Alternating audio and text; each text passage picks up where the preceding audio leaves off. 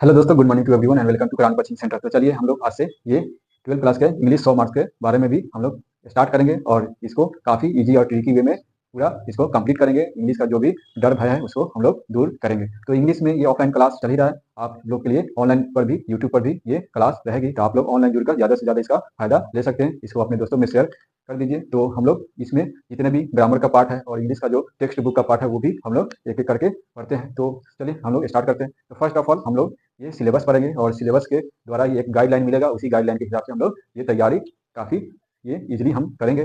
तो इसमें हेडिंग डालते हैं पहले सिलेबस के बारे में। 12 इंग्लिश 100 मार्क्स। अब इसका सिलेबस क्या है वो जानते हैं। सिलेबस में हम लोग जानते हैं ये सेक्शन, 2 सेक्शन में क्वेश्चन बटा रहता है। तो सेक्शन ए में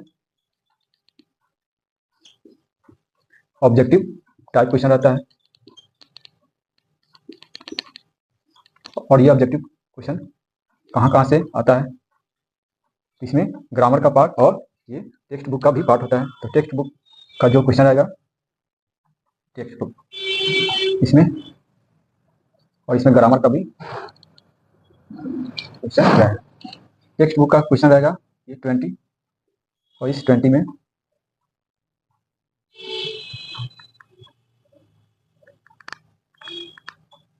रेनबो है जो बुक उसका और एक story of English, story of English. इससे बुक टोटल रहेगा 16 और इससे रहेगा 4 क्वेश्चन। ये टेक्स्ट बुक का हुआ। ग्रामर का जो क्वेश्चन है तो ग्रामर में टोटल क्वेश्चन रहेगा 30। ये हुआ ऑब्जेक्टिव का। और सब्जेक्टिव में हम लोग सेक्शन बी में पढ़ेंगे सब्जेक्टिव। सब्जेक्टिव टाइप क्वेश्चन में ये फिर से टेक्स्ट बुक और ग्रामर का पोर्शन आएगा। टेक्स्ट बुक, इस टेक्स्ट बुक में रहेगा 33 क्वेश्चन और इसमें ग्रामर का पोर्शन रहेगा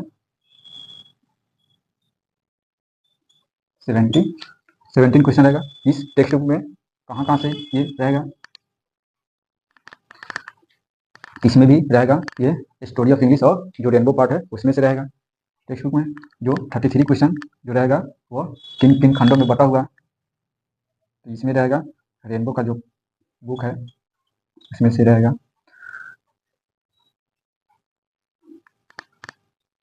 रेनबो में एक प्रोज वाला पार्ट और एक पोएट्री वाला पार्ट। टोटल इसमें 26 रहेगा। तो 26 क्वेश्चन में 26 नंबर में ये 13 पोर्शन इसमें और 13 इसमें से रहेगा। स्टोरी ऑफ इंग्लिश में रहेगा स्टोरी ऑफ इंग्लिश, इसमें से 7 नंबर का रहेगा। रेनबो में प्रोज में और ये पोएट्री से क्वेश्चन रहेगा। इसमें क्वेश्चन टाइप क्या होगा, क्वेश्चन टाइप रहेगा उसमें शॉर्ट आंसर क्वेश्चन रहेगा। उसके बाद लॉन्ग क्वेश्चन रहेगा। उसके बाद एक्सप्लेनेशन रहेगा। एक्सप्लेन वाला रहेगा, एक्सप्लेनेशन रहेगा। शॉर्ट क्वेश्चन जो रहेगा ये 10 मार्क्स का होगा, ये 15 मार्क्स का होगा और ये एक्सप्लेनेशन वाला जो रहेगा ये 8 नंबर का। इस प्रकार टोटल कितना होगा, 33 नंबर का ये टेक्स्ट बुक का रहेगा। इसके बाद उसका ग्रामर का पोर्शन देखते हैं। तो ग्रामर में ये ऐसे रहेगा, लेटर रहेगा ऐसे, इसके बाद लेटर रहेगा और उसके बाद रहेगा प्रेसिस या कॉम्प्रिहेंशन।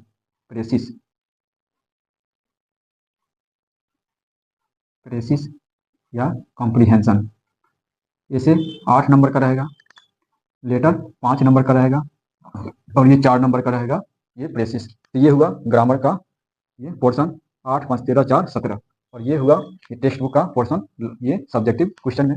तो सब्जेक्टिव क्वेश्चन 50 का ये डिवाइडेशन है और ये ऑब्जेक्टिव क्वेश्चन का जो 50 है ये डिवाइडेशन है। तो इस प्रकार हम लोग ये जितना भी सिलेबस में है उसको हम लोग एक एक करके स्टडी करेंगे काफ़ी इजी और ट्रिकी वे में। तो इसको आप लोग नोट कीजिए आएगा। तो खोज पार्ट से में फर्स्ट जो है Indian civilisation and culture, and we know that it is the written about our father of nation Mahatma Gandhi. तो महात्मा गांधी का एक ब्रीफ इंट्रोडक्शन जानना जरूरी होता है, इससे ऑब्जेक्टिव क्वेश्चन बनता है। तो महात्मा गांधी का ये जन्म 1869 यहाँ लिखा हुआ 2 अक्टूबर 1869 और डेथ हुआ ये 30 जनवरी 1948। इनका फुल नेम मोहनदास करमचंद गांधी और ये गुजरात ये स्टेट में जन्म लिए। उसके बाद इनका जो मेन बुक का इसमें चर्चा है तो माई एक्सपेरिमेंट विथ ट्रूथ, ये ऑटोबायोग्राफी, ये उनका आत्मकथा था।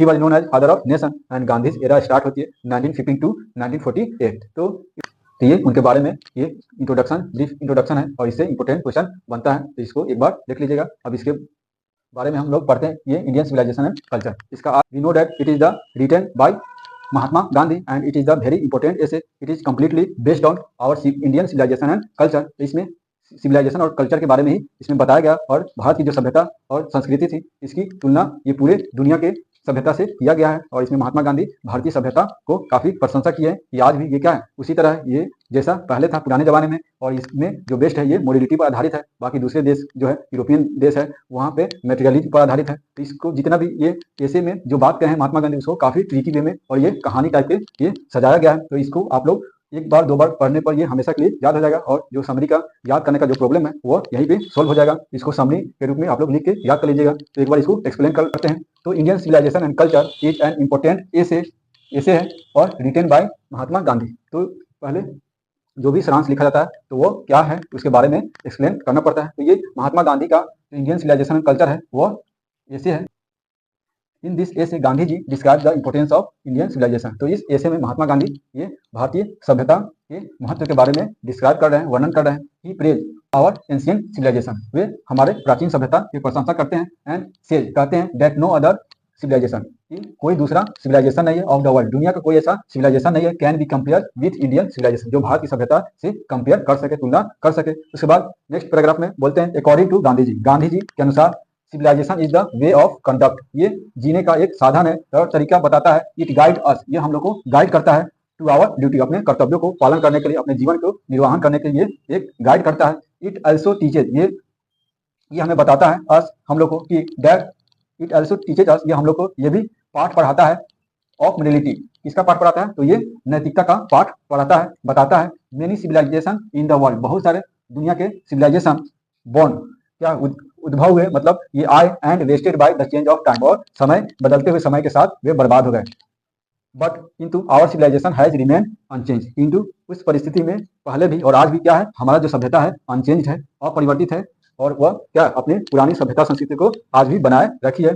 गांधी जी से फिर गांधी जी कहते हैं that western civilization is based on materialism, Gandhi ji कहते हैं जो यूरोपीय सभ्यता है, पश्चिमी देशों की सभ्यता है, वह मेटेरियलिज्म भौतिकवाद पर आधारित है।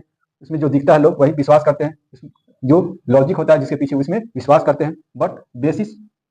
But our is on the morality, but जो हमारी सभ्यता है वो किस पर डिपेंड है, वो मोरलिटी पर आधारित है, ये नैतिकता पर आधारित है। उसके बाद फिर जी सेज दैट, फिर गांधी जी कहते हैं mind is a restless bird, जो मानव के दिमाग है वो क्या एक परेशान चिड़िया के समान होती है। द मोर इट गेट्स, जितना ये पाता है, द मोर इट वांट्स, उतना ही इसे और ज्यादा पाने की चाहत होती है। तो माइंड जो क्या है हमेशा रेस्टलेस रहती है, हमेशा बेचैन रहती है, जितना इसको मिलता है उतना ही और ज्यादा चाह बढ़ती जाती है। एंड स्टिल रिमेन्स अनसेटिस्फाइड, और अंत तक क्या रहता है ये अनसेटिस्फाइड, और संतुष्ट रहता है। दिमाग को कभी भी आत्मा को शांति नहीं मिलती, जितना हम लोग पाते हैं किसी चीज को उतना ही और ज्यादा भूख बढ़ती जाती है और ज्यादा उसकी चाह बढ़ती जाती है। तो यही बोल रहे हैं। सो इसलिए if we want to become happy, इसलिए अगर हम लोग खुशी होना चाहते हैं, so if we want to became happy, इसलिए वो कह रहे हैं कि अगर हम लोग खुश रहना चाहते हैं we should keep away from wealth and luxurious, तो हम लोग को क्या करना पड़ेगा, तो हम लोग को ये ऐशो आराम और धन दौलत से